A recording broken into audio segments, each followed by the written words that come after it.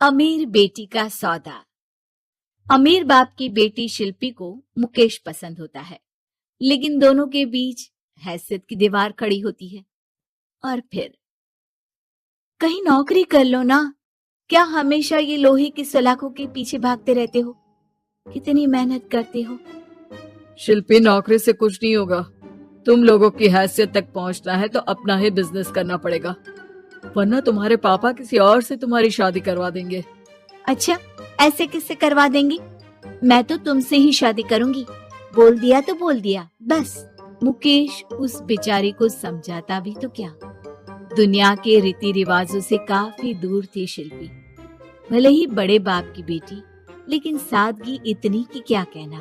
बेटा शिल्पी, कल तुमको देखने लड़के वाले आने वाले हैं, तैयार रहना।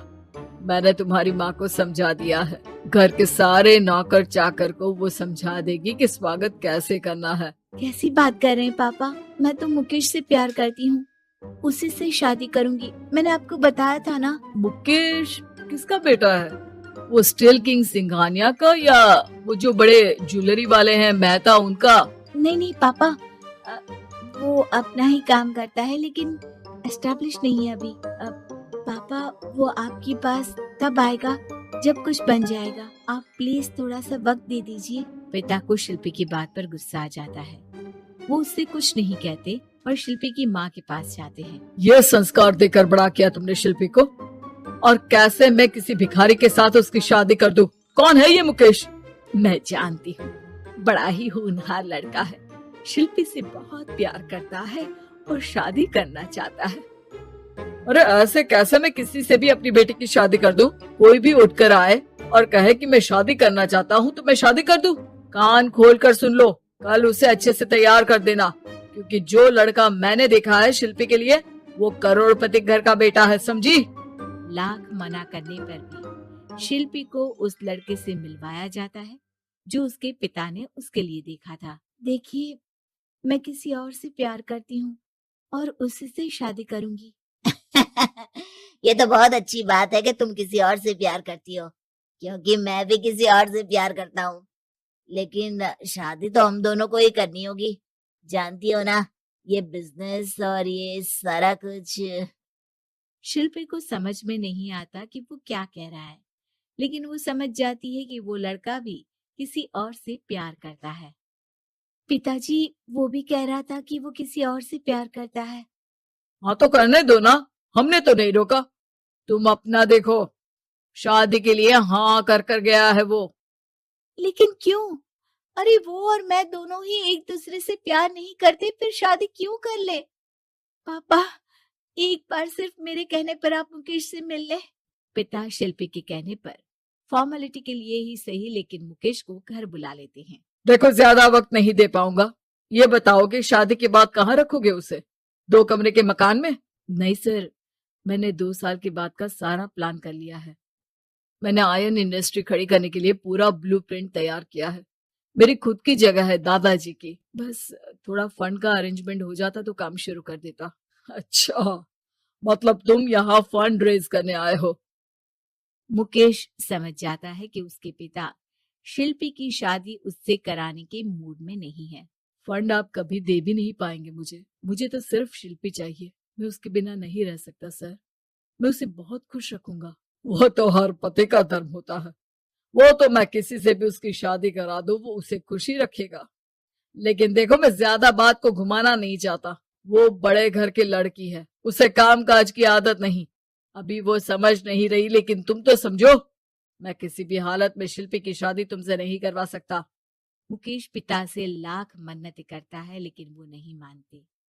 शिल्पी की शादी उस अमीर लड़के से हो जाती है। शादी के बाद क्या हम लोग मेरी माँ के घर चले?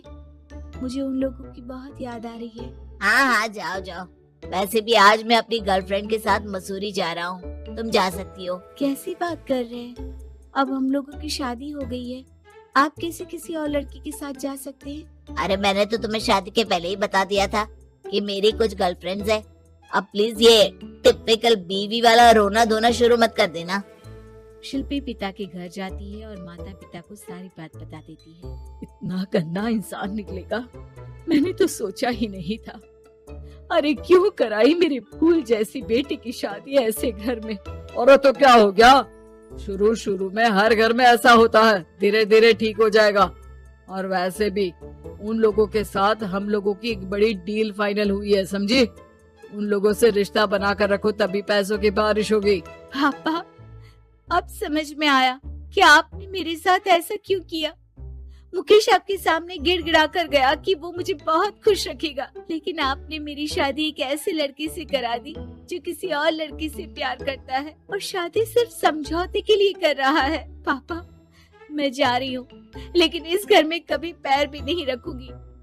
आपने मुझे सामान की तरह इस्तेमाल किया। माँ शिल्पी को बहुत रोकती है, लेकिन वो एक नहीं सुनती। कुछ समय बाद, शिल्पी, मुझे नहीं लग रहा कि अब हम दोनों के बीच ये शादी और रह पाएगी। मैं किसी और से शादी करना चाहता हूँ। वैसे तुम परेशान मत हो ना, तुम्हारे पापा के साथ हम लोगों की डील जो चल रही है ना, वो नहीं रुकेगी, क्योंकि तुम बहुत अच्छी लड़की हो। ठीक है, मैं जा रही हूँ, तलाक के पेपर में साइन करके। लेकिन एक शर्त है, मैं कहाँ गई ये बात मेरे पिता तक नहीं पहुँचनी चाहिए। शिल्पी घर छोड़कर चली जाती है। वो एक नौकरी करती है और अपना जीवन खुद संभालती है। लेकिन एक दिन, शिल्पी जी, आपसे मालिक मिलना चाहते हैं। मुझसे क्यों?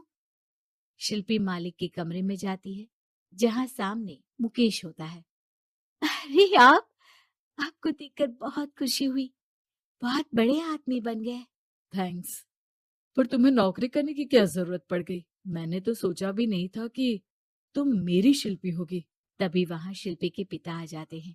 शिल्पी, तुम्हारे बारे में माँ से पता चला। घर चलो बेटा, मुझे माफ कर दो। मुकेश, मैं यहाँ अपनी कंपनी के काम के लिए आया हूँ। तुम्हारी कंपनी की डील अगर हमें नहीं मिली तो हम बर्बाद हो जाएंगे। वैसे अब तुम चाहो तो शिल्पी की शादी मैं तुमसे कराने को तैयार हूँ। बस करिए पापा, ये क्या सौदा लगा रखा है आपने।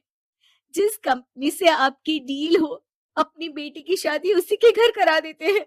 शिल्पी मुकेश से माफी मांगती है और वहां से जाने लगती है कि मुकेश उसे रोक लेता है। रुको शिल्पी, ये सब कुछ तुम्हारे लिए है। ये कंपनी, ये नाम सिर्फ तुमसे शादी करने के लिए ही खड़ा किया था। मैं आज भी तुमसे बहुत प्यार करता हूँ।